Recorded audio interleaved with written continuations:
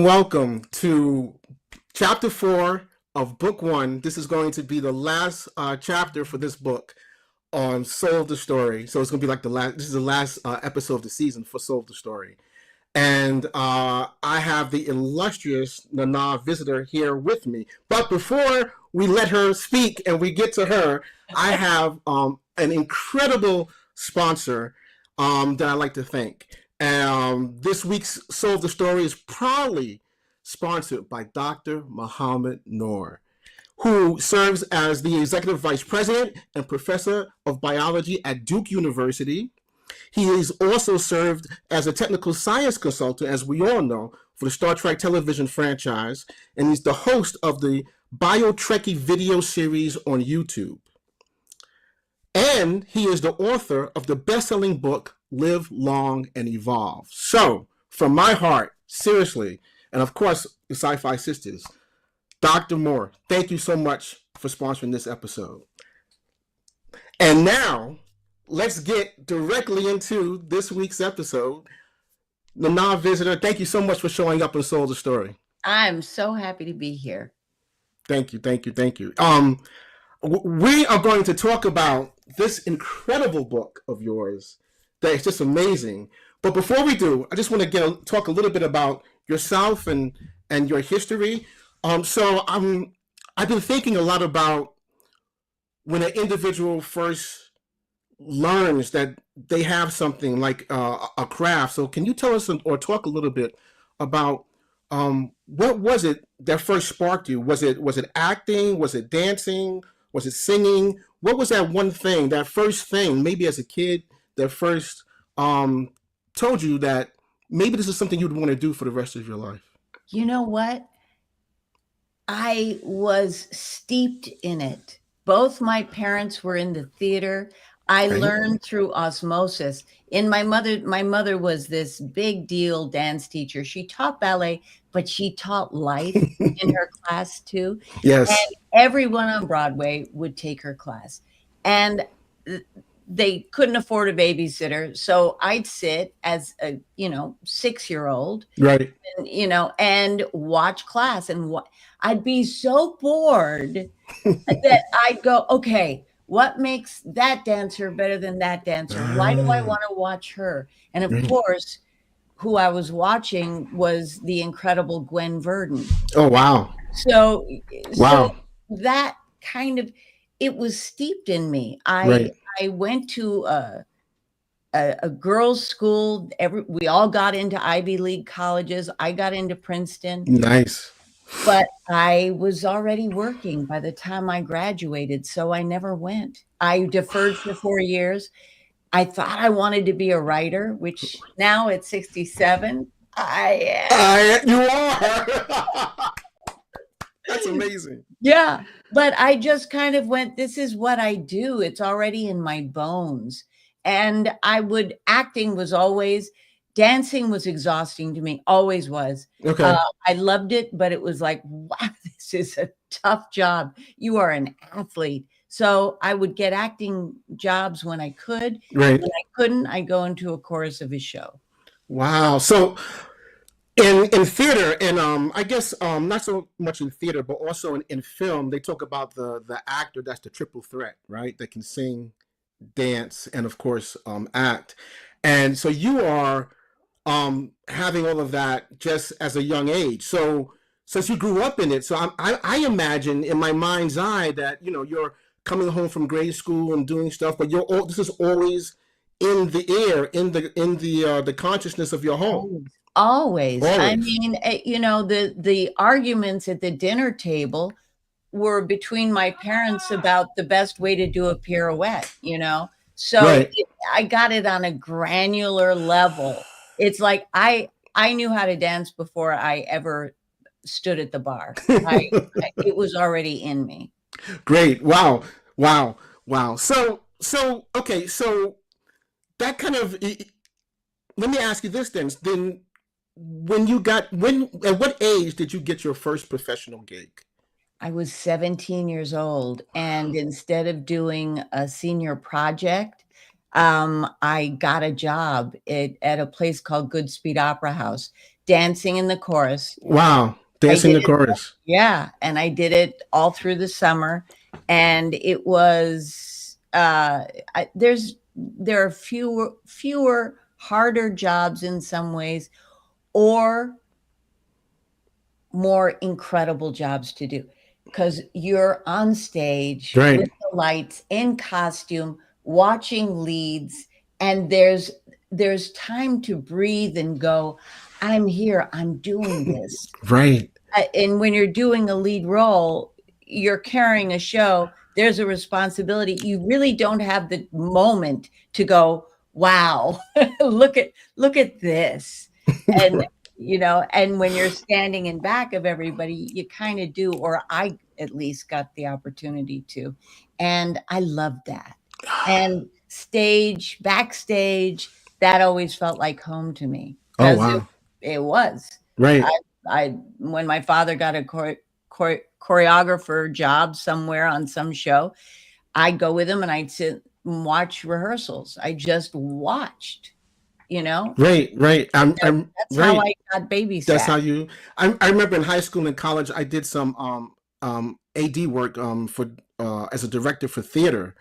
But that's just high school and college. That's nothing. But even that opened me up so much. And little did I know, years later, I would take that learning, that training, and implementing that into writing. Right. Yeah. So my question is, you're a young lady, you're doing some theater, but that transition into full-blown acting, was that a way of you challenging yourself, or just wanting to go further and farther? Or it's what happens when you're on a trajectory. But I just want to circle back for a moment and say it is incredibly important to have that experience in high school and college. Yes.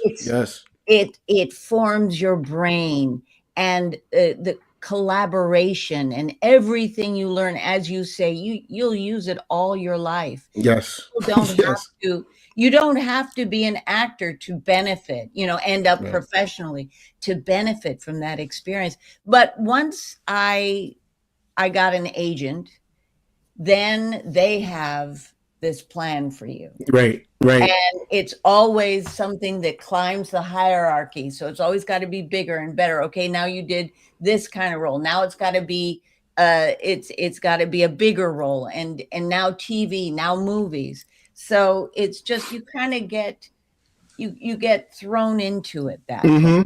It wasn't my plan. It was other people. It was other people's plan, but you navigated it well. We learned how you navigated it. So I'm thinking about that trajectory, and when you start working, when you get the script for Star Trek Deep Space Nine, what was that like? I called my manager and I said, there's been a mistake. Major Kira must be a man.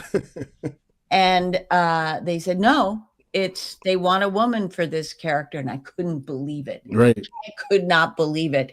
It was just auditioning, just being able to do that, that audition, those words, was a gift to me at that point. I hadn't had anything close to, I mean, one of my scenes was her telling Cisco that, what are you doing here? This is the best. I want to ask you about that, because everything I've ever seen you in, before I knew you as Kira Nerys, everything I've ever seen you in, on any show or anything, I automatically and immediately believed you were that character, bar none.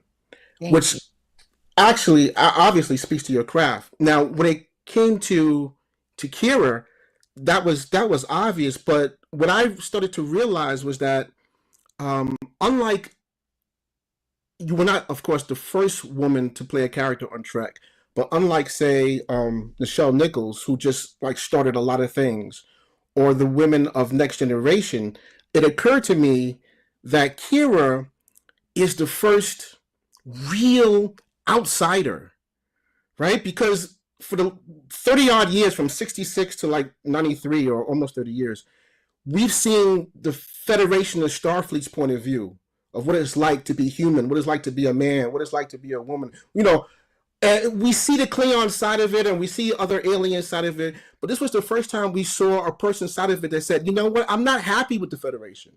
All that you learned from the last 20, 30 odd years, I'm not believing a lot of that rhetoric, because I'm living, you know, out here on the frontier every day where you may be watching. This is my life. I'm living it. And I was like, it immediately is the first time I remember, honestly, growing up watching Star Trek, because now the themes were more mature and more adult, and we're saying, you know, it's not all black hats and white hats. There's some gray here. Yeah. And I want to know if you could just speak a little to that. Well, Ensign Ro on Next Gen was actually Michelle Forbes, right? Yes, she came in as an outsider, as a Bajoran, and kind of gave Picard a little hell. Right. And I think they learned that, because one of the issues they had on that show was that, you know, people had gone beyond argumentativeness, or, you know, having issues with each other. So right. It's really hard to get to people's cores if you're not, if everybody is fine with everything and everybody, you know, it's like, oh, okay. They can't be happy all the time, right? Yeah, well, conflict brings out people's Absolutely. Core, you know, Absolutely. And the conflict with Ensign Ro really brought out the core of what Picard believes, and yes. Those scenes were electric. She was like a fire starter, and of course she was supposed to do my role, right. And chose not to do it. So lucky me, I got to be in the show that was lovely shades of gray, because as hard as it is to, and complicated as it is to journey out, it's so much scarier to journey in. Oh my goodness. Yes. Yes. Yes. And as Mike McMahon told me, it's something you usually have to do alone. It's very true. It's very true. It's very true. Wow, it's wise words from him. It's very true. Yeah. Do you by any chance recall that first scene? You mentioned it a minute ago. When we first see you, we first introduced to you, it's the same time we're meeting Benjamin Sisko, and you have his office, and he wants the office, and you're like, well, you can take the office, but say hello first, and he says, well, I think I'm paraphrasing, but there's that tension between the two of you, and I've always wondered, was that the first scene that the two of you did together? You know, I question myself now. You know, the memory is such a weird thing. Sure. But I feel like it was. It could be only that it's the thing that I remembered the most, but I think it was the first scene together. And I can't tell you how bizarre a scene it was right. in the 90s for a woman who is in a lesser hierarchical place, yes, to have attitude with a man. Yes, and owned it. Outrageous, right? And Kira unapologetically owned it. Had no time to suffer any fools, especially anyone wearing a Starfleet uniform. Yeah, and you get that in 2 seconds of watching the character. You're like, oh, this is someone that has been through a lot, but she just doesn't have time to. She's trying to do the right thing, and she doesn't have time for any nonsense. There's just no time for nonsense in her life. And as the 7 years went on, I couldn't see. Well, I could never see Nana Visitor in the characters. But I've wondered, are any of the characters, is any of Kira in you? Because I'm trying to understand. I'm trying to see, where does Nana's soul enter Nerys, and where does Nerys' soul enter and inform Nana? Well, I'll tell you, and before I look back and did this book, I didn't have a clear answer for that. But Kira was the shape of a woman that I actually was, with full scope emotions, making mistakes, questioning herself, questioning the world. Where do I want to be? All these complicated human aspects. That was me, and I never got to play that. I had to be reasonable. I had to be sexy. I had to be one thing or the other. I had to be of service. And here it was messy me. But I'll tell you that dropping her thought, when you drop a thought in your head and you believe it, you're forming pathways in your brain. That's true. Yes. And it's going to change you. And Kira absolutely changed me.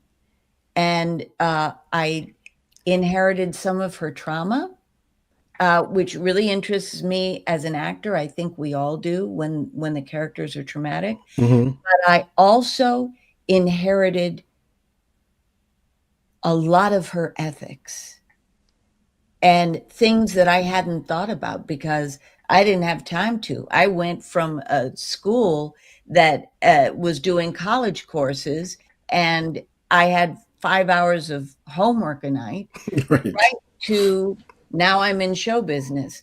I didn't look at myself critically and go, wait, what do you think? How do you live?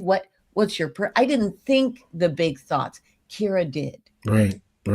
And my life was just kind of shot out of a cannon until Kira, and I had to make these decisions about myself. I had to make them for Kira and for me. And we both grew up. Wow. And 7 years of well, now more than 7 years of playing this character. It's amazing. I am struck. We were talking about this before the show started, how what we have in common is that my Cisco autobiography and your book is both our first books, which is crazy. Congratulations, by the way. Well, thank you, and congratulations, by the way. We're going to get into this. This is an incredible book. The first thing I want to say about this book is, as I was just cracking it open, first page, folks, as soon as I started reading it, it was just struck that without knowing you at all, but spending time, of course, with Kira Nerys, how much that voice I could hear, because it was just so no nonsense. It was like, well, you're here to read this book. You're going to be entertained, but I'm also going to talk real to you. And I'm going to tell it to you straight, and I'm going to tell you my life. I'm going to tell you these individuals' lives, and we're going to talk about it all. And we're going to have fun, but we're going to talk about it all. We're not going to shy away from any part of it. And as I was starting to read it, I was like, oh, what I may have thought was the voice of Kira Nerys is obviously the voice of Nana, Visitor. And that was a beautiful thing for me to experience, and realizing that, because there's some things you just can't hide as a writer, and your voice is one of them. And your voice is incredible in this book. Thank you. Your voice is incredible. I started slowing down my reading. I was like, I don't want this to end. This is really amazing. This is really amazing. Thank you, Derek. Yeah, no, seriously. So I'm supposed to ask you a question. So one of the questions I wanted to ask is that when you start reading it, anyone can tell this when they start reading it, it just flows so well. But as a writer, and as writers, we know that was so much hard work to make it flow, and you did so many different interviews. So I wanted to ask you a little bit about just what was it like to put the book together. And I've heard you speak a little bit about being asked to do it. But what I'm trying to get to is once you had this project, once you knew you were doing it, and you accepted, how did you decide to put it together in the way you did? Because that's not easy either. And I want to kind of like take a moment and let's talk about that, because that is huge in this book, how it flows, the flow of the book, and where everything goes and all of that. So if you could talk a little bit about that, please. Well, first of all, I have a great editor, Ben Robinson, who was just wonderful with me and really opened the door and said, come on in now. What do you want to do? You know what I mean? I had the same thing. He didn't limit me to what his idea had been. He said, all right, that's how you want to do it. He actually tried to bring me back down because I want, it's like, you know what? That's a 10-year book, Nana.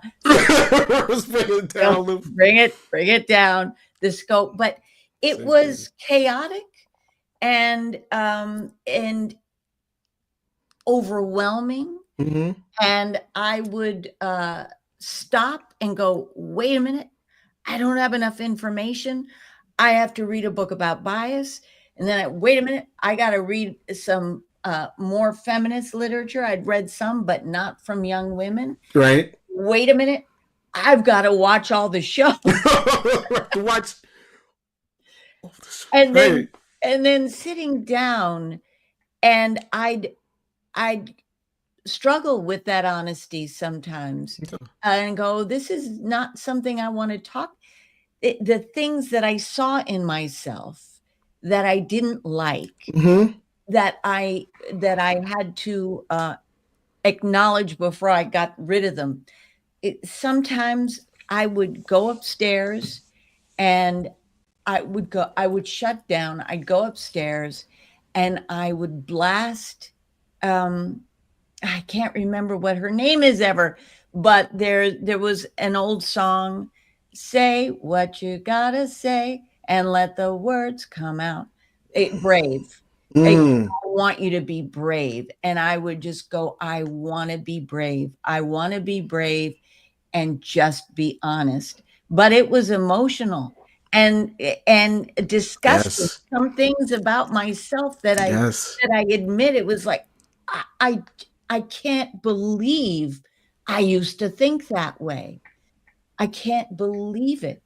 But that's self-examination. It's not pretty, but we've got to do it. It's not. No, it's not. And that's what I love about this book is the authenticity and the honesty. When I was writing the Cisco book, I had a little bit of acting under me. So I used a little bit of sense memory to get back into experiences of my life. And then I would put it and write it, in a scene for Cisco. But then afterwards, I'd be a mess for an hour crying, half hour crying, because it was such an emotional place. Yeah. So, yes, I do. So you obviously know. And I feel like the actor you are informed the writer. Yes, because because it's all communication. Right. And I think that communicating is one of the gifts and one of the most important things. And we can shift people's lives by giving them information, by being honest, by someone out going, oh, that happened to me too. Oh, wow, it's okay. Right. That kind of sharing, that's how we lift each other up. That's right. That's how we do it. And I think but let me ask you, yes, did you get writer's hangover? Would you sometimes not be able to get out of it? Oh, yes. Yeah. Yes. And there were a few times when I just wrote absolute crap. And I had to be honest. I'm like, this is crap. Yeah. But you got to write it down. You got to get through that, right? But then I would look at it, I was like, and I have to throw it out. And then I would go back and I would either rewatch a scene from the show, or I would just sit with myself. Yeah. And say, this is it's not about the pew pew and the effects. It's about being authentic and honest. It's about a family, just focus on that. And out of that authenticity and honesty, I think it showed, and it's obviously showing in your book, when you're doing that, at every point in the book this is happening. And for each interview, I was struck at how much time it feels like we're with each person you're interviewing, each woman you're interviewing. It's like we're taking the time to sit down with them and have them have because time is something in a book, especially like this, you don't always have. Every time is compressed and condensed. Right. Right? So, and as writers, we know that. But what you're doing is you're saying, yes, I may have this compressed amount of time to do this, but I'm not going to let you feel that at all. At all. So I'm going to just take you and sit you down with this person and have these interviews and let it all come out. And of course, obviously you went over the interview and decided what you wanted to put in the book. But can you talk about just how you did those interviews, and when you actually laid them down in the chapters, what was it for you from getting the interview raw and from putting it in the chapters? What was that like for you? It was, I wanted to get each woman's voice, and they have such distinct voices. Yes. Not only the actors, but the audience members that I interviewed. I wish I could put them all in the book. There's amazing stories. I heard hundreds and hundreds of people, and they knocked me out because so often they didn't have a mentor in their life or someone who was going to make them feel safe enough to be exactly who they were. So they found one on TV. Mm-hmm. What? Right? Absolutely. Absolutely. Incredible. And taught themselves, figured out who they wanted to be as a person, and taught themselves through the mentors. But going back to your question, here's the tough nut to crack with Star Trek actors. They've been interviewed so many times. Of course. They have their pat stuff. Right. Me too. And, the stories that you always tell, and it go into an automatic thing. And you also protect the franchise for the sake of the audience. Right. So I wasn't asking for anyone to out anybody. That's not what this book was. No, it was not about at all. Calling people into what this experience is like, and what it has been for all these women and the effect they've had. But it would be hard sometimes to get to that place of getting them to think about what their treatment was, because, and that, I took months to get there, where wait a minute, what? What happened? And what did I think about it? And I was okay with that. And I was asking them to think about it and go there in one interview. Right. So it was hard. It was like, wait, you want me to talk about what? Right. Some things that people hadn't even thought about. So it took a while to get there sometimes. With some people, not at all. Right. They're right there. But it took a while. You in the book, you talk a lot about a cultural amber that we get stuck in. And I thought that was such a beautiful, poignant, and just simple image. And how the cultural amber of the 90s, a lot of that was like, just stay in your lane. Or this is just the way it is, and it made me realize, not only is that true, but I would like to ask you, how do you think, if it has at all, do you think it's changed, and where do you think that cultural amber is going?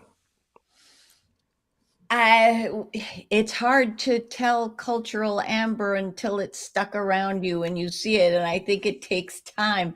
I don't know. I would ask people, what do you think the culture's doing to us right now? Right now.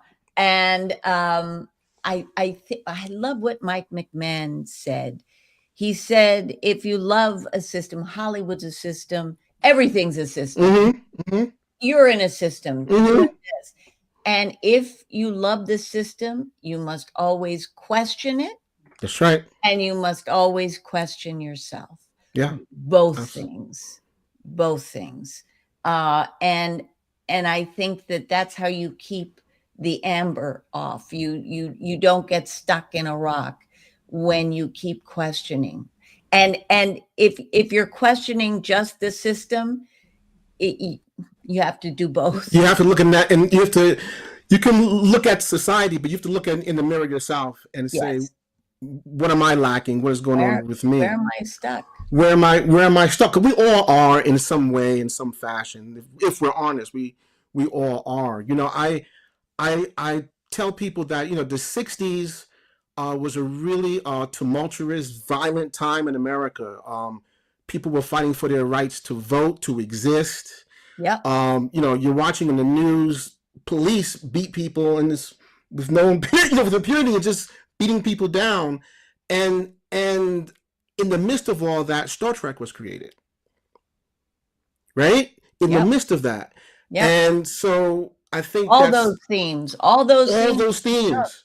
He took them all. He took them on and took them all, and so if anything, we're seeing that history may be in some respects repeating itself, because I think now Star Trek is more necessary than ever, and voices that create art, as we were talking about, voices that create art, and sometimes use that art to be a mirror to society, and have a message. There's nothing wrong with having a message and entertaining. There's nothing wrong with, I think, with doing either of those. You have to do both. If it's just message, no one's going to watch. Right. And actually, I think it's so helpful to have a show, an entertaining show that asks you to ask yourself hard questions. Yes.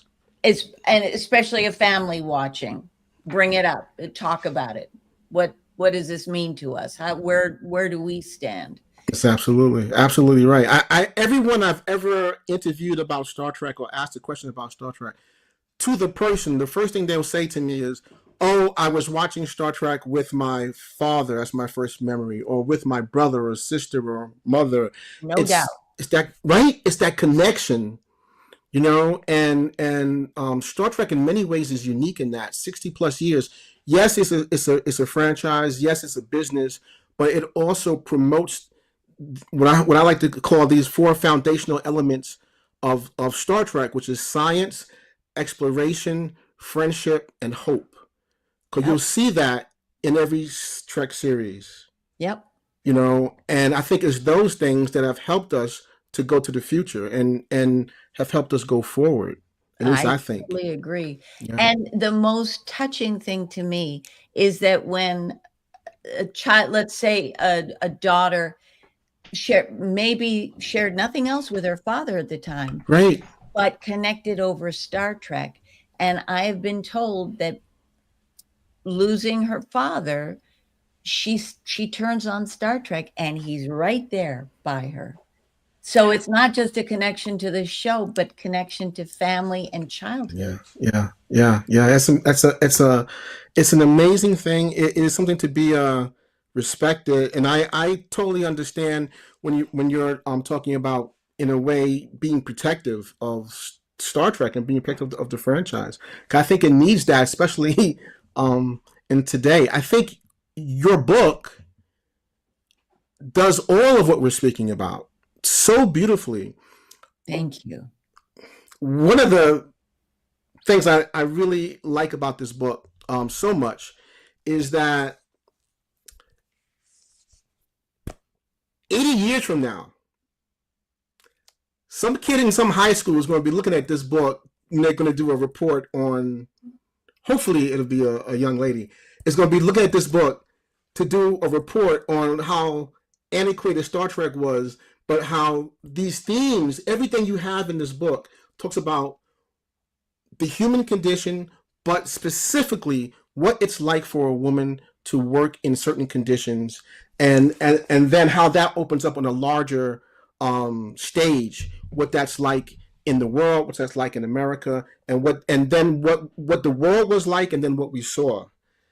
and the things that you all have navigated is just incredible. It's just incredible. I think it also comes down to everybody, men included, being told by a culture that, it suits the culture, it suits the people on top, what they need to be, how Right. they need to act, what parts of themselves are unacceptable. And, it's ridiculous where a man would do something I may be better at, and he does something I'm not so good at, but no, we're gonna right. no, stay Right. in your lane. Right. Stay in late when you don't have to. Right. I remember the first time I watched Discovery, and I think it was the premiere episode. There was at one point there were more women on the bridge than men, and I was like, that's great. I was ecstatic because that's not something that you see on Star Trek. As open and diverse as Star Trek has been, it has, I think, admittedly, had a male theme to much of it through the decades, and we're starting to see that pivot. And I look a lot at the back of this book, right? So the back of this book is from here is a Hurrah, Nichelle Nichols. It's you as Kira Nerys, and then we have Michael Burnham. Yep. Right. And I played by Sonequa Martin Green, and I think about that, and I want to ask two things. One is, did you have say on like this back cover? Because this is really great. I didn't have say on any of them. or the front cover. Well, the front cover is great, but I know what that's like. But no. But I can see the line directly from character to character to character. Almost a past, present, and future, and where we're going and where we should be. Yep. And not just as women, but I think a large part of this is as men, just understanding and not being stuck in that amber of, I'm a man, I do this, and I'm a woman has to do this, or has these qualifications, or I can only look at her this way, or only treat her this way, those kind of things. And it is entertainment like Star Trek that keeps stripping those things away and saying, hey, we're just people. They need to be respected like that. So I agree. Yeah. I totally agree with you. So that's my spiel. How many women did you interview in total? Do you know? No, because I did interviews on the 2 cruises. Right. And I did was it 2 cruises? It may have been 1 cruise. Oh, 2 nights. It was like 12 hours of interviews on the cruise. And that's why it felt like 10 cruises that I did interviews on. And in England, in Germany, at ESA, I interviewed so many women. So can I ask, would you just do like interview back to back? And how long was a typical interview? Because just reading one individual feels like a 3-hour interview had to happen. Yeah. And then I read the next person, I'm like, oh, this feels like a 3-hour interview. So was it like that? Some of them went very long, but don't forget, this was over years. That's right. And, that's right. And I'd have to wait and couldn't get a hold of anyone, and COVID. Right. Because we were filming them, we had to stop doing that, and we just went to Zoom calls. Right. But I can't remember how many of the women, almost all the women writers still alive, I got interviews with. Right. I got interviews with people at NASA, people at ESA. It was endless. It was overwhelming and endless, but fascinating. Absolutely fascinating. And what I'm left with, first of all, looking at myself and realizing in the 90s, women we were told other women are your competition. And usually there was one important role. And if you didn't get that, but then it kind of seeped into life. Women, Right. Or if someone's doing better than you, that means your life is no good. Very weird seep, but it would happen. It happened to me. And after talking to all these women, I came away feeling that that was my community. I was so proud of them. I can't wait to see what they all do. I have high hopes, and when I see someone's done something important, I'm like, Right. yes. Yes. And it's for all of us. Yes. Not against me. It's for all of us. Yes. I'm the same way, because I always say I'm not in competition with anyone except myself from yesterday. Yeah. And don't even do that to yourself. Right. And it's just too much energy to be in competition. You know how much energy you're expelling being in competition with somebody else? When you could put that energy on yourself and push forward. So we are definitely in the same Not only that, but to have people that are mentors and people who you want to see do well. We need to lift each other up, not tear each other down. Right. You can't get anything like this. You have to open yourself up. But sometimes that means being a little vulnerable. Yep. And people fear that, which is it's understandable. But sometimes you have to push past that. And if you open yourself up, sometimes it'll be bad, but good times will be real good. That's right. And we know this as artists, but in life, it'll you have to take the good with the bad. Yeah. And that's all in here. I wasn't even really joking earlier when I told you that I just love this book so much that even the grade of paper is so great. But it's true. I mean, people, I don't usually talk a lot about books, but this is true. There's so much in here. All the shows, it's just an incredible piece of work that you've done. Thank you. Absolutely. Now, I want to ask, at any time did you, and you don't have to answer this if you want, but anytime did you have like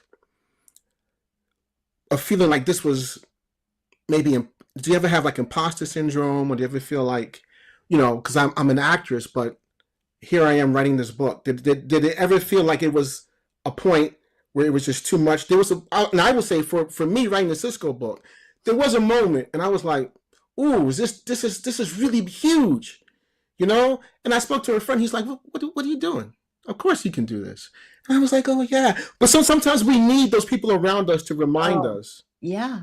Oh, my husband, I would come up that my tiny, it's a tiny little office, and it's down at the bottom in the stone of the house, and it's 2 stories up to get to the where the kitchen is. My husband would be there, and I'd be crying and go, "I'm overwhelmed. I can't do this." Yes. And he said, "Get back down there and write. Don't think it's going to be good. Just put it down." Put it down. Yeah. And I don't think I got imposter syndrome. I got overwhelmed, and I just wanted to tell the truth. Yeah. I just wanted to hold myself to that line. Yeah. And that helps though, doesn't it? It does. It does. Because you don't have to wear these different masks if you're telling the truth. Yeah. And there's no energy in wearing, because so much energy in wearing a different mask. But when you're telling the truth, it's coming from a place of truth. So it must have been easier. It's scary. It's scary. Yeah. Sometimes it's a little exposing. I realized 6 months before the book came out, I went into this strange place of, oh God. This is coming out. Right. It's coming out. You wanted to communicate, and now, well, you communicated. Can you talk about a good? I'm more talking about like challenges and things that have overcome. But can you talk about like, is this a good day in doing this book? Did you have like a really just good day? Oh, so many. The interviews were amazing. I would say meeting Sonequa, and the conversation I had with her was she left me with the feeling of, I'm just glad there are humans like her here. Right. I feel good about that. Right. Yeah. I've had the pleasure of meeting her, and I feel that. You feel that from certain people. I met Mr. Brooks once. My film mentor, was taking me to a restaurant, and so we were going into the restaurant. He was coming out, and you could feel this presence, right? Immediately. And this was around 96, 97, somewhere around there. And you could feel this presence immediately. Well, no, it was after. I remember I asked him. I didn't know what I was mumbling. I didn't know what to say, and I said, "Thank you for your work, and thank you for directing Far Beyond the Stars. What was that like?" And he shook my hand, and I should never have watched it since. But he shook my hand, and he looked at me, and he said, "Necessary," and then just left. That's how he talks. Right. That's how he communicates. And he doesn't need any more than that. No. Shirley Horn, it was a jazz musician, and she was very good as a youthful person.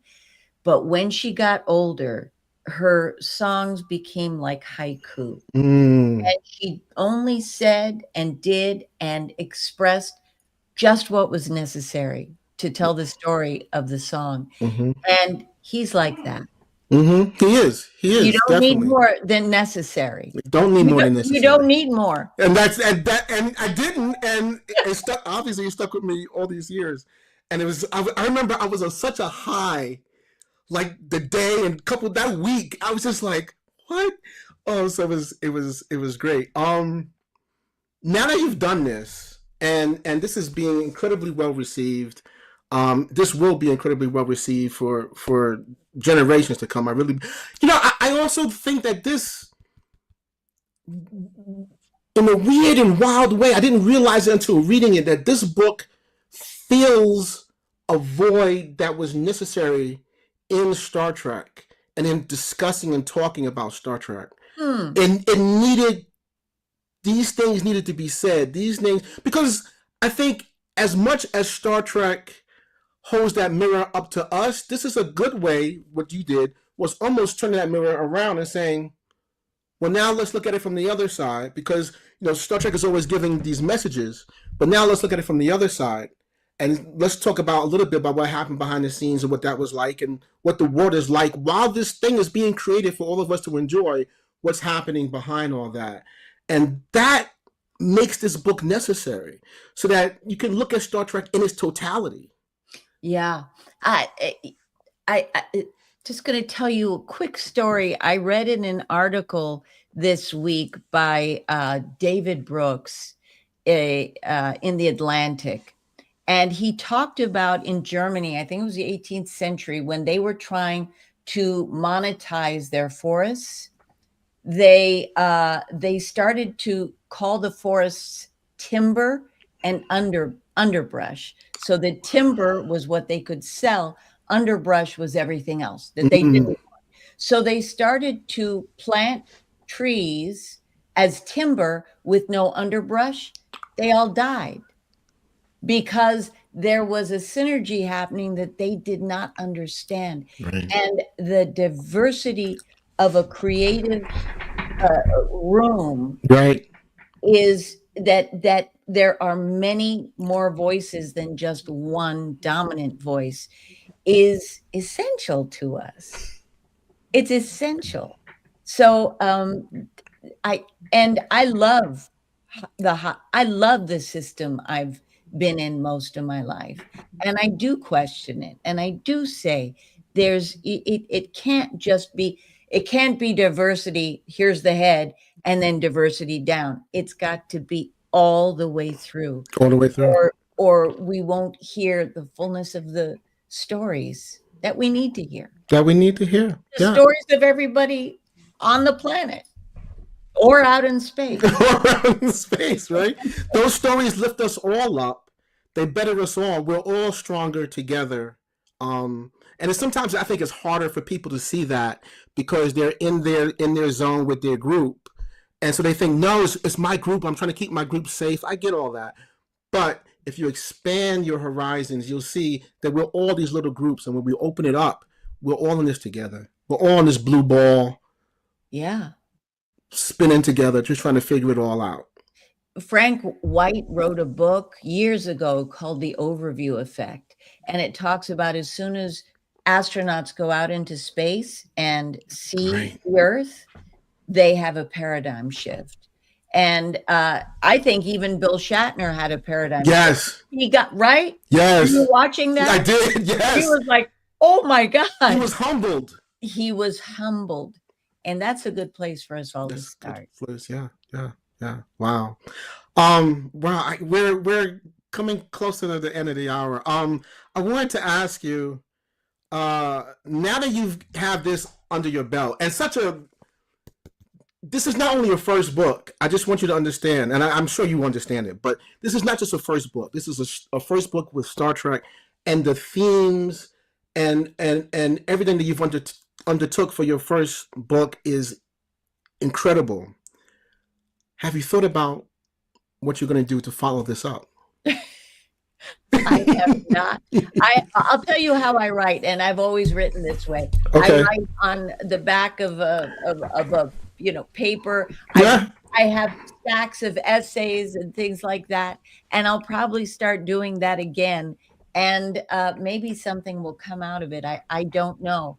But right now, it feels so good to have conversations starting about all of this. And that's my biggest wish. Just let's all get in the conversation. Yes. And the conversations are necessary. Yes. You know, and it's interesting because I tell people all the time, I say that certain things like racism and bigotry and sexism, it's a lot like Fight Club. The first rule is you don't talk about those things. You know, and by not talking about them, what you do is you give those enablers, you give them power, and then in some ways you diminish yourself. Yes. You know, and it's very hard to speak up about those things because in the moment that you do, you feel quite alone. As you have written about, you know, and we have, you know, people have experienced, but it's necessary because that's the way you take your power back, is by speaking up, speaking out, especially when you know that the truth is on your side, or facts are on your side, or the right thing is on your side. These are those moments. So, and I think this book, I really believe it goes a long way towards that, because it's not just about, that's the beauty of it, and being about Star Trek and the careers of these actresses and the characters they've portrayed. It's not just about that. It's about speaking up. It's about courage. You know, it's about standing sometimes alone when you're an actress and you have a character that is doing well and it's on television. You're like, well, do I rock this boat? Do I not rock this boat? You know, what do I do? Those are not, you know, I'm not a woman, but I'm a black guy living in America. Those are not easy things. So for you to talk about these things and for this conversation to start here with Star Trek, I think is necessary. I think it's a big deal. Big effing deal, I would say. Thank you. Absolutely. Wow, it's just I could just keep going on and on. So you say you don't have anything planned. I do want to take you back for a minute or two to Kira, and ask you. It's kind of an indulgent question.